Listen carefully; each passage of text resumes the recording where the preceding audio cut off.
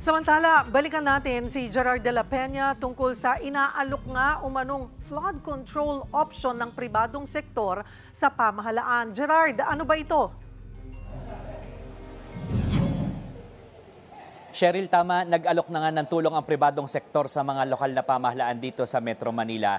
Kaugnay nga sa paglilinis ng mga estero at ilog, kasunod nga ng matinding pagbaha na naranasan natin itong mga nagdaang bagyo at habagat. Ayon nga sa San Miguel Corporation, ay 2019 pa lamang ay meron na silang proyekto na tinawag nilang Better Rivers PH, kung saan naglinis at nag-dredge sila ng mga ilog, kabilang na ang Tulyahan River, kung saan meron silang oil depot.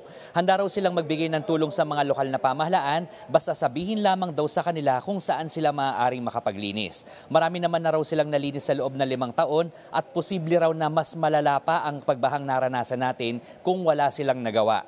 Patuloy daw silang magsasagawa ng river cleanup pero hindi raw ito magiging madali dahil sa nagbabagong rainfall pattern at mas lumalalang problema sa baha na nagpapabara sa mga waterways. Sinabi naman ni Manila Mayor Isko Moreno na idudulog niya kay Pangulong Bongbong Marcos ang mga proyekto ng Department of Public Works and Highways na lalong naging sanhi ng pagbaha sa Maynila. Mayroon daw balak pa nga na maglagak ng 90 million pesos na halaga ng mga flood control projects, pero sana raw ay konsultahin muna ang lokal na pamahalaan dito at hindi yung basta na lamang gagawa ng mga proyekto na kalaunan ay hindi naman napapakinabangan.